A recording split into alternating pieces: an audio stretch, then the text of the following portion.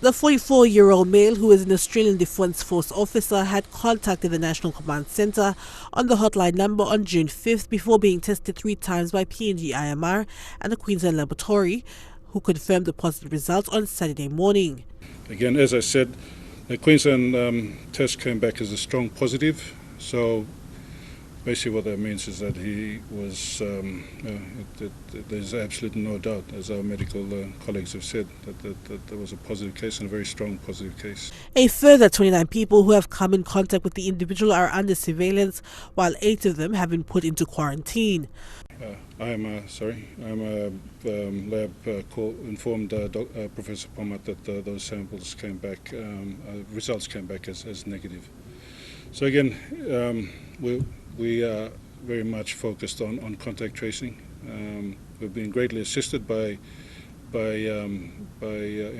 colleagues in the military to identify those who would have come in contact with this case in particular. While contact tracing has begun to pinpoint the index case, as the 44-year-old had arrived in country in January and had not travelled out since.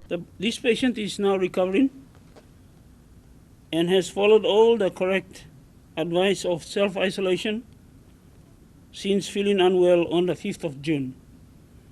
Preparations are underway to repatriate him home to his home country.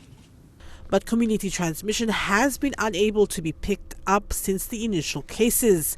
Therefore, rapid diagnostic testing for antibodies was carried out. In Port Moresby, 2,000 RDTs were conducted, and in country, a further 15,000. Okay, the antibody test is to measure or assess the antibody response, which is the footprint.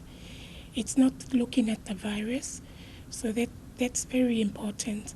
So it's evidence of COVID-19. We did 2,000 tests, approximately 2,000 tests. The results are not completed yet, but what I can say is the exposure to COVID-19 in PNG as a whole is very low. But with the positive case will come new restrictions. For international incoming passengers who have approval of their controller will need to be tested within 14 days prior to his or her departure. As for the nation's capital, no restrictions will be put in place and physical distancing measures are to be maintained. Adelaide Sirks Kari, National EMTV News.